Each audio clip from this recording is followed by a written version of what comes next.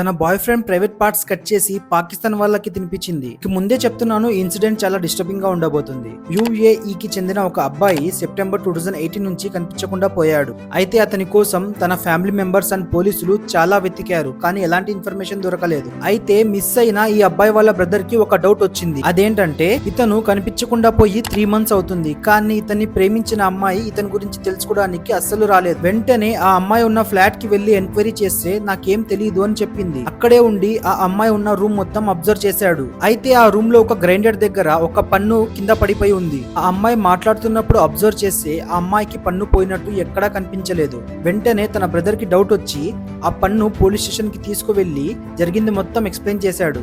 పోలీసులు DNA test చేస్తే ఆ పన్ను ఆ అబ్బాయిదే అని కన్ఫర్మ్ అయింది. వెంటనే ఆ అమ్మాయిని పోలీస్ స్టేషన్ కి తీసుకొచ్చి ఆ అబ్బాయి ఎక్కడా అని అడిగితే ఆ అమ్మాయి ఒక భయంకరమైన నిజం చెప్పింది. ఆ అబ్బాయిని చంపి ముక్కలు ముక్కలు చేసిన అండ్ తన ప్రైవేట్ పార్ట్స్ కట్ చేసి అది వండి దగ్గరలో పనిచేస్తున్న పాకిస్తాన్ లేబర్స్ కి ఇచ్చా అని చెప్పింది. అసలు ఎందుకు చంపావని అడిగితే ఆ అబ్బాయి నాతో 7 years రిలేషన్షిప్ లో ఉండి ఇప్పుడు వేరే అమ్మాయిని పెళ్లి చేసుకుంటా అని అన్నాడు. అందుకే కోపంలో ఇదంతా చేశా అని చెప్పింది. పైగా ఆ అమ్మాయి ఆ అబ్బాయి కన్నా 10 years పెద్దది.